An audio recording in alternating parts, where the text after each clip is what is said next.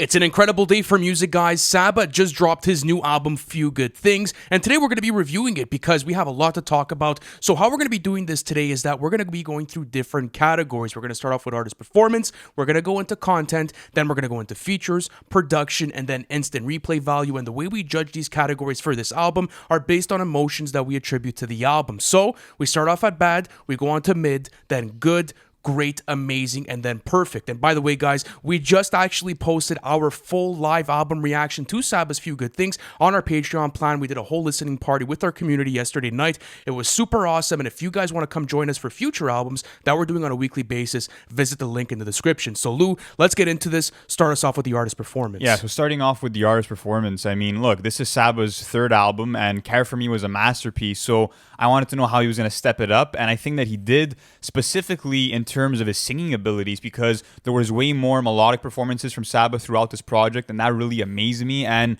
one big thing that I took away from his performance was just how infectious all the hooks were, because That's facts. after just one first listen of a lot of these songs, I caught myself already singing along to a lot of those lyrics. And I mean, if you look at a hook like Come My Way, you just feel how much soul he pours into it, and he does a good job of projecting emotions onto the listener and making them feel them. And another cool thing is that Saba shows that he has a real knack for introspective and detailed songwriting that he brings all throughout the track list, and his performance just felt so organic. It felt genuine, and I also love how he's able to, have more of a not melodic, but I would say more mellow and smooth cadences all throughout the track list, but then sprinkle in songs like Survivor's Guilt where his tone gets more aggressive, and he shows his versatility in that sense, because the major takeaway that I have for Saba as an artist is him being a master of tonality, because on a lot of songs on this track list, you'll find him going from a more somber tone to a more aggressive one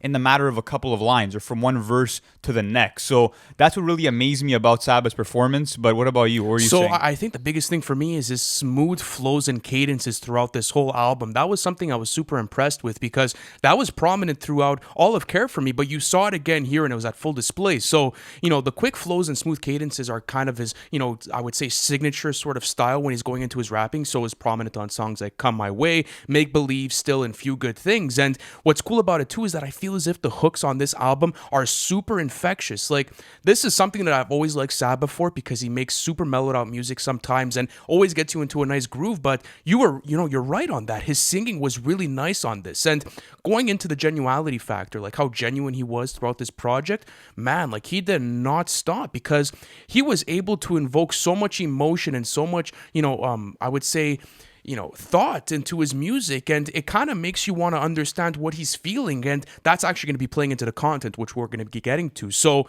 how do you feel about the artist performance overall? Overall, it was an amazing performance. There were a couple of performances on songs like Fearmonger, for example, where he had off-kilter vocal inflections, which were experimental. I did appreciate it, but didn't really resonate with me as much. And also on, I believe it's Stop That, I felt like the flows were a bit generic, but those are minor issues that I had. Apart from that, it was spectacular. Yeah, and also on Stop That, I wasn't too big of a fan of the hook, but I could get past it because I was a fan of the two verses. Exactly. And I was also really inspired to see how he was trying out different flows and cadences. Example, on songs like Fearmonger and also Free Samples, the intro track, where he's playing with some different cadences and voice switches. So amazing to see, but let's get into the content, because this is a very heavy aspect of the album. And I want to ask you, because we did our live album reaction yesterday, and we did it with our community, and we kind of understood the concept after the first listen, but what have you found out more with each and every single time you've dove into the album this morning, and what type of insight have you gained out of this album? Yeah, first of all, it's just the narrative of this album, which is, Saba finding his way amidst the chaos and all the trauma that he's endured in Chicago, and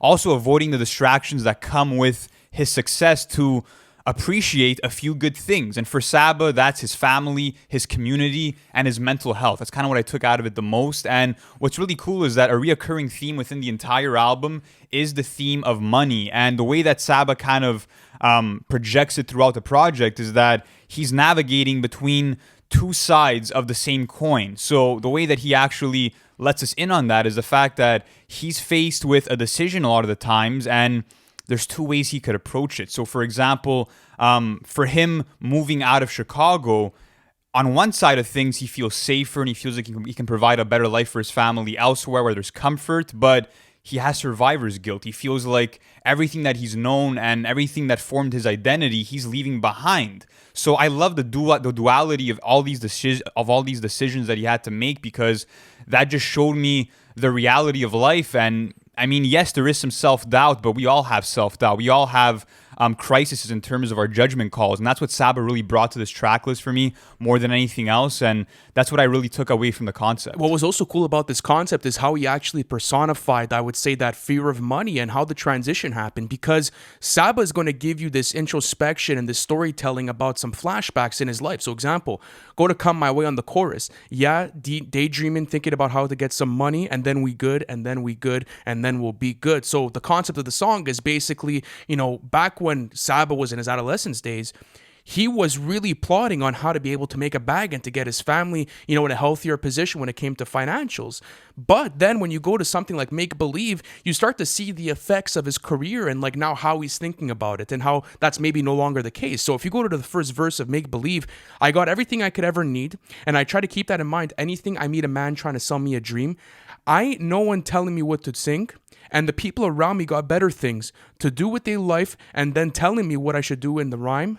Instead of being with my family, I was in Canada and in Tokyo. He wants creative freedom. So he wants to be able to, kind of move on his own time and to be able to do it, but he's sort of understanding the sacrifices that come with coming out of it. And you'll also get really nice storytelling cuts of some romantic times in, Saba's career. Like 2012? 2012 was really nice because he was talking about taking the bus with his girl and they shared the same love for music and how they used to play Kendrick and Cudi. And that adds a relatability factor to the content for me, because it's just cool to see him so humble and to be able to, kind of show how he came up and what type of ideologies he was going up with. So, and how he misses those days too, because at that point in his life, he felt like he had everything he needed, even though he was aspiring for more. I mean, if you look at Make Believe, for example, he has a line where he says, "I don't give a fuck about a label. Yeah, they put a milli on the table, but my granny really puts meals on the table." So nice wordplay there. And just, I love how throughout the project, he's just appreciating the things that we overlook, that we tend to kind of graze past just because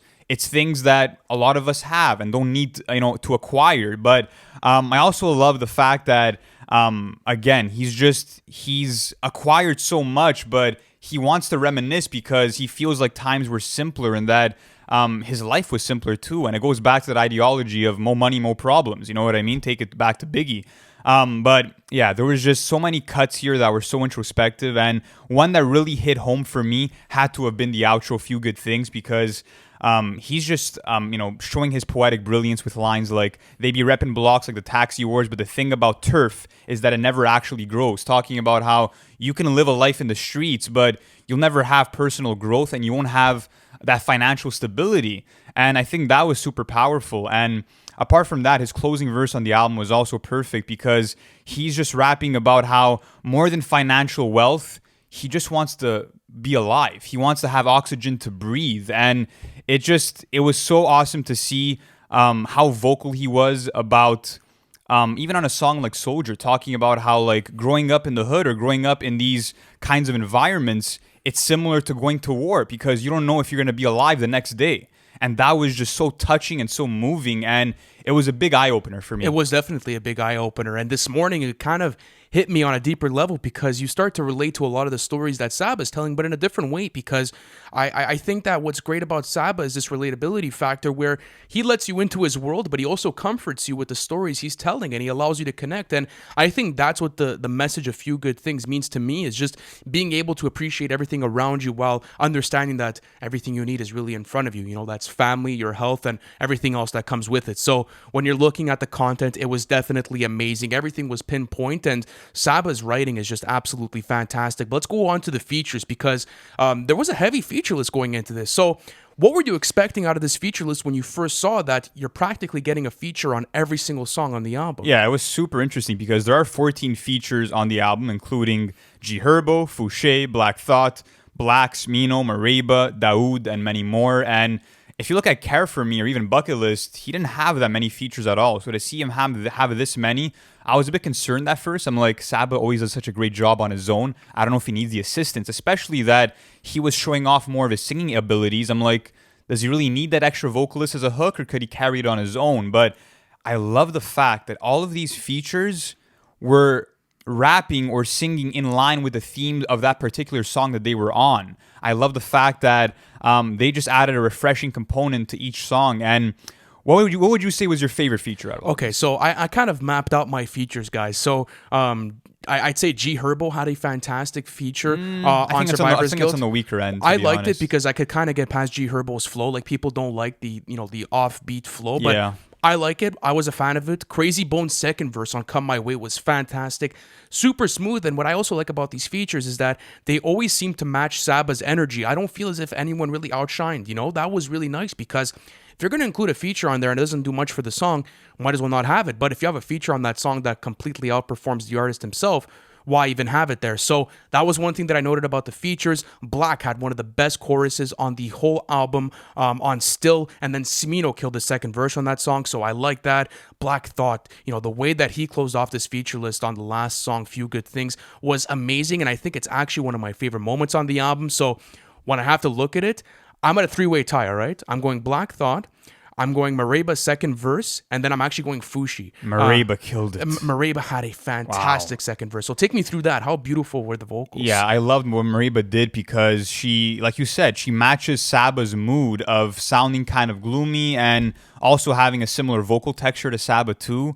And yeah, she absolutely killed it. I love also the background vocals that she had, sounded very angelic. And Fouché also did an amazing job on Make Believe because, she's singing about turning your dreams into reality, which is what that song encompasses. And yeah, speaking on Black Thought, that was definitely a standout. And he just keeps proving why he should be in that conversation for being the greatest of all time. And yeah, I just love how he's kind of rapping about keeping your loved ones, close and dear to you. So all the features were pretty solid for me. Wasn't the biggest fan of the G Herbo one. But yeah, even Black's hook, like you were saying, bro. I mean, so laid back and just that vocal texture so smooth. And what a combination that is. Black, Smino, and Saba. Match made in heaven. Yeah, it's a recipe for greatness. So overall, I think the features were great. It was definitely a great addition to the track list. And I also feel as if everyone had a nice part to play. Like, it added that extra sort of diversity. And I also feel as if the features helped with the pacing of the album, because you were always like, okay, who's going to provide what on the next song? And once you started to understand the groove of the features, when you started off the track list, you were like, okay, this is actually going to be super nice, because it's not as if they're taking away from the music itself. But let's go into the production, because this is a much different soundscape than what we had gotten on Care For Me. It's a lot more somber, it's a lot more relaxed, but you do have your certain hints of, really, fast drum patterns, or, sort of like, something that brings a lot more energy. So for you, what was the biggest standout throughout the production, and how did it make you understand the overall theme of the album? Yes, the production was actually handled by Pivot Gang team members, including Daoud, Day, Saba himself, and also another producer called Nascent. So shout out to all of them. They did amazing work on the production of this album. And going back to Care For Me, like you were saying, it had more of a melancholic and somber tone, while I would say Few Good Things has more peaceful and sunny sounding instrumentals. And one big thing that was a standout for me on the production was the way that Saba set up atmosphere, because on the intro and on other songs, you have these nature sounds, you have birds chirping, which make you feel like Saba is just writing these lyrics on his front porch on a day in the springtime. So I love that aspect of it a lot. Listen to this too, because I caught this on the final two tracks of the album. If you go to 2012 and then Few Good Things, those birds start chirping with those two last songs, and it's almost as if those two songs are one big track, just because of how the production comes together. And another thing that I loved about the production was the sequencing, because if you go to 2012 and Few Good Things, that seamless transition was so nice to close to those outros you're saying. Dude, yeah, it was fantastic, and everything meshed so well together. And like mentioning those birds chirping, it added a peaceful vibe to some pretty, like, I would say not dark content I wouldn't matter. say dark instrumentals. Oh, you're saying content matter. Okay. Like that's what I kind of mean, is like Saba's painting this picture of reality and what type of pitfalls come with money, and then it's matched with this beautiful, mellowed out and sunny production that's really prominent throughout the whole track list. So I love Monte Booker's beautiful guitar riff on Simpler Times with the laser sound effects. That was fantastic.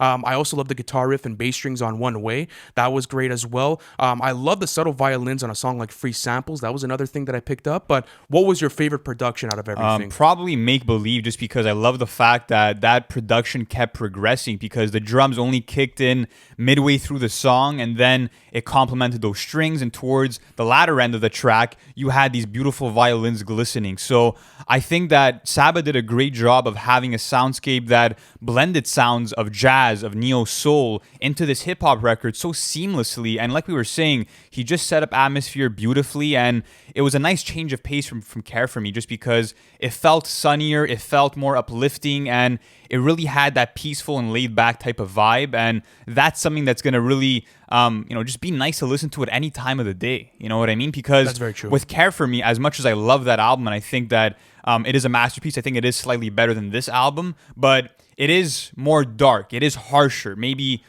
doesn't really fit the vibe for any time. You know what I mean? You have to be kind of in a certain headspace, I would say, too. I definitely experience that one. understand that. So production was amazing on the album. It was really well executed. That it actually adds to the overall, I would say, theme of the album. Because again, like Lou was saying, the atmosphere and the environment that you're going to be put into when listening to Few Good Things is going to be beautiful, and you're actually going to enjoy it. And the accessibility of all these productions to be able to play them in any settings is really cool as well, and I think was a step forward from Care For Me. But let's get into the replay value, all right? So how do you think this album's sticking through your rotation? Because I went through the track list this morning, and I don't think there's a single miss on the whole track list. Like, I'm going to be able to play this from start to finish. And I was also thinking about this. If Saba takes another 2, 3, 4 years to deliver an album, I would feel completely comfortable having this project to ride along all that time until I get new music. And I'm also a big fan of the amount of songs that you could play in different settings. Like, everything sounded super nice. The pacing was like really well done. So, in your opinion, what do you think about the replay value? Yeah, I thought the replay value was going to hit really nice, just because since it's come out, I mean, it's been less than 24 hours, but I haven't been able to put it down. I'm listening to it every chance that I get, and I just feel like with every other Saba album that came before, it's always going to be heavy in my rotation, just because I think that out of a large percentage of rappers nowadays, Saba is one of those artists that crafts concept records better than so many other people, and that alone allows me to enter that project once again and make new discoveries about the lyricism, about the actual connective tissue from song to song. So for that reason,